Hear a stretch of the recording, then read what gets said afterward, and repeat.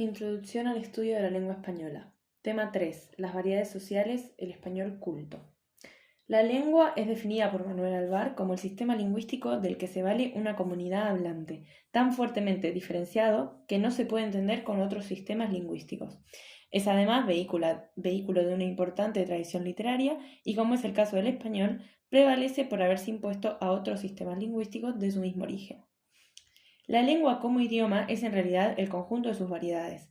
Así pues, podemos distinguir 4 variedades: variedades temporales o diacrónicas, viendo la evolución del idioma a través del tiempo; variedades sociales o diatrásticas, según el nivel de cultura de cada hablante; variedades geográficas o diatópicas, que recogen particularismos locales de la lengua; y variedades diafásicas, que diferencian las modalidades del habla que puede elegir el hablante. Las variedades diatrásticas y diatópicas dependen del nivel de lengua, que es un producto colectivo y no depende de la voluntad del hablante, mientras que las variedades diafásicas dependen de la modalidad del habla, es decir, el registro que seleccione el hablante según las circunstancias de la comunicación. En esta pregunta nos centraremos en las variedades sociales o diatrásticas del español, centrándonos en el español culto. El estudio de las variedades diatrásticas de la lengua recibe el nombre de sociolingüística, que es la disciplina que estudia las relaciones entre la lengua y la sociedad. A las variedades diatrásticas les corresponden los sociolectos o dialectos sociales, es decir, la variación de una lengua entre determinados grupos sociales, que pueden ser cultos, populares o vulgares. Todas las lenguas están estratificadas socialmente. Algunos factores relevantes que condicionan el nivel de lengua del hablante son la edad, el sexo y el nivel cultural. Entendemos que las sociedades están estratificadas y, por ende, la lengua se adapta a la estratificación social. Si observamos las diferencias en la lengua según la edad, vemos diferencias generacionales reflejadas en las variedades lingüísticas. Estas diferencias se hacen especialmente evidentes, por ejemplo, en sociedades tribales, pero sin embargo en sociedades institucionalizadas también observamos diferencias entre el lenguaje de generaciones más jóvenes y generaciones más viejas, especialmente en el plano léxico. Vemos pues que las generaciones más jóvenes tienden a usos más prestigiosos que sus padres y a incorporar más innovaciones, usualmente también prestigiosas. En contrapunto, las generaciones mayores utilizan arcaísmos que las generaciones jóvenes conocen, pero eligen no utilizar. Además, las generaciones mayores prefieren los eufemismos para evitar las palabras tabuizadas, como los tabús de superstición relacionados al efecto negativo de la palabra al ser pronunciada, como decir me cago en 10 en vez de me cago en Dios; los tabús de delicadeza relacionados a eventos como la muerte, como decir alguien se fue a un lugar mejor; y los tabús de decencia relacionados al ámbito de las relaciones sexuales, los embarazos y la defecación, como hacer el amor. Por último, las generaciones más jóvenes, por rebeldía, tienden a usar el léxico marginal para llamar la atención, al igual que incorporar neologismos, especialmente extranjerismos.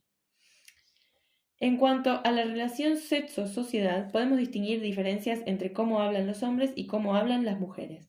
En sociedades más primitivas que practican la exogamia, uniones entre distintas tribus, vemos variantes diferenciales, es decir, una gran diferencia entre el modo de hablar entre hombres y mujeres, al ser de distintas tribus. En sociedades más desarrolladas vemos las llamadas variedades preferenciales. Un ejemplo de esto es cómo la mujer suele tender a las variedades más prestigiosas dentro de su comunidad y al uso de eufemismos, lo que se explica a nivel social por la exigencia de perfección a la mujer en todos los ámbitos. Dentro del nivel cultural encontramos la variedad culta, que se caracteriza por la corrección en todos los niveles de la lengua y funciona como modelo para las otras variedades de la lengua. Es una variedad social, por lo que no corresponde a ningún marco geográfico y cada usuario utilizará las variantes prestigiosas de su comunidad. Esta variedad se actualiza en los distintos tipos de discurso, como el literario o el académico. La variedad culta del español presentará corrección en todos sus niveles, con precisión léxica, gramatical, fonética, y demostrará el máximo dominio de la variedad estándar, la más generalizada del mundo hispánico. Al considerarse correcto, tiene que adaptarse a la norma. La norma se entiende como un conjunto de reglas, pero también se puede concebir como un conjunto de usos preferentes frente a otros posibles, siendo el uso, dado por la comunidad hablante, el criterio de corrección. Así será el uso el que empuje a la norma. En el español se da una pluralidad de normas y de ellas se extrae una considerada como correcta, que compone la supranorma.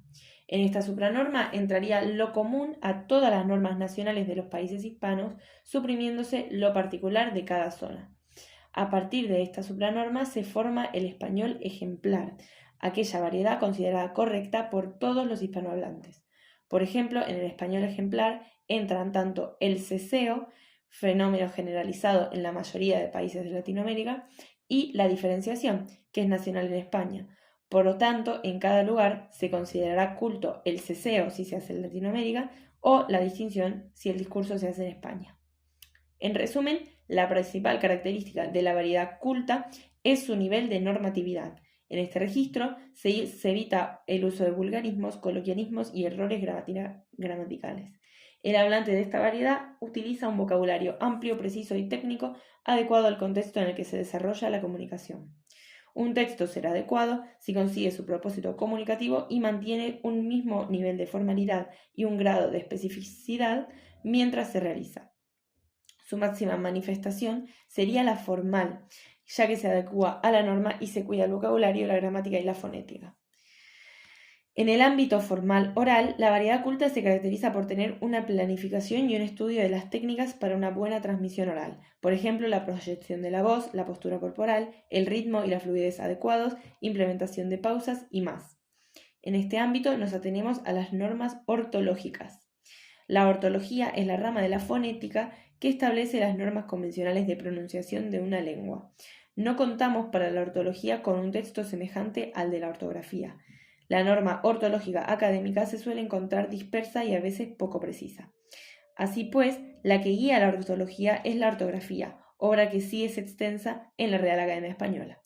Una de las tareas de la ortología es la de delimitar los esquemas acentuales de polimorfismos fónicos, es decir, palabras con alternancia acentual, además de extranjerismos, topónimos y antropónimos.